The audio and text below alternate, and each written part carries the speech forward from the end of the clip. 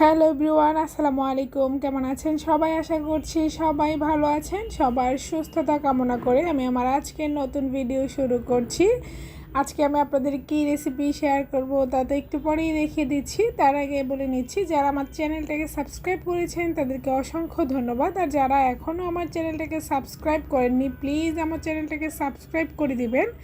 ভিডিওটা ভালো লাগলে একটা লাইক দিয়ে দিবেন। আপনাদের একটা লাইক আমার ভিডিওগুলো আরও অনেকের কাছে পৌঁছে দেবে, আমি নতুন নতুন ভিডিও করার উৎসাহ পাবো।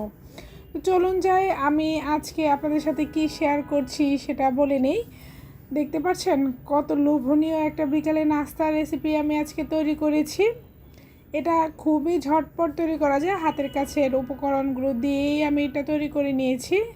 প্রথমে একটা বল নিয়ে নিলাম। আমার ফ্রোজেন করা কিছু বাঁধাকপি ছিল, আমি নর্মালি রেখেছিলাম, যার কারণে কালারটা কিছু কালচে হয়ে আসছে, আমি সেটাও ব্যবহার করে নিয়েছি। দিয়ে দিলাম মাঝারি সাইজের 2টা আলু।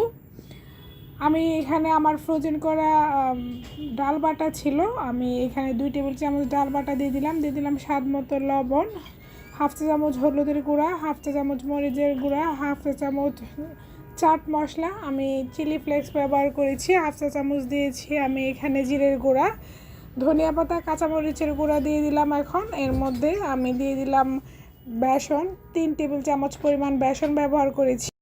এই পাকোড়াটাকে ক্রিস্পি করার জন্য আমি 2 টেবিল চামচ পরিমাণ চাউলের গুঁড়াও দিয়ে দিলাম একটা ডিম।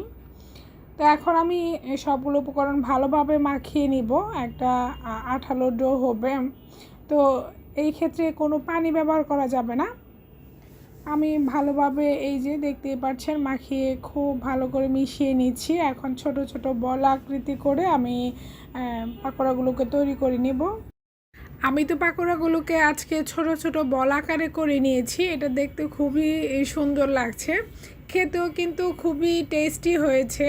খাবারগুলো দেখতে যেমন সুন্দর হয়েছে, খেতেও খুব দুর্দান্ত স্বাদের হয়েছে। আমি ছোট ছোট বল করেই করে নিয়েছি। তো এরই মধ্যে আমি অল্প অল্প করে একদম কড়াই ভর্তি করেই দিয়ে দিচ্ছি। একসাথে অনেকগুলো দিয়ে ভাজা যায়, এ পাকোড়াটার এটাই একটা সুবিধা যে অনেকগুলো একসাথেই ভেজে নেওয়া যায়। আমি অল্প আছে সময় নিয়ে একদম গোল্ডেন ব্রাউন করে ভেজে নিব, তাহলে দেখা যাবে উপরটা যেমন ক্রিস্পি হবে, ভিতরটা সফট হবে এবং ভিতরের কাঁচা অংশগুলো সিদ্ধ হয়ে যাবে। যদি চুলার তাপ বেশি থাকে উপরের অংশগুলো দেখা যাবে পুড়ে যাবে, ভেতরটা কাঁচাই থেকে যাবে। যার কারণে আমি অল্প আছেই এটাকে সময় নিয়ে ভেজে নিব।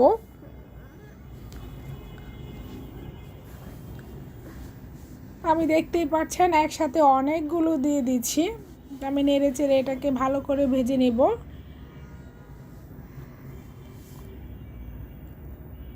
আমি রিসেন্টলি দেখছি আমার ভিডিওতে একদমই কোনো ভিউজ হচ্ছে না। আমি বুঝতে পারছি না আসলে প্রবলেমটা কি, আমার ভিডিওর নোটিফিকেশনগুলো কি কারো কাছে পৌঁছাচ্ছে না কি না আমি বুঝতে পারছি না। যাই হোক, আমার নোটিফিকেশনগুলো যাদের কাছে পৌঁছাবে একটা রিকোয়েস্ট, আমার ভিডিওটা ভালো লাগলে একটা লাইক দিয়ে দিবেন।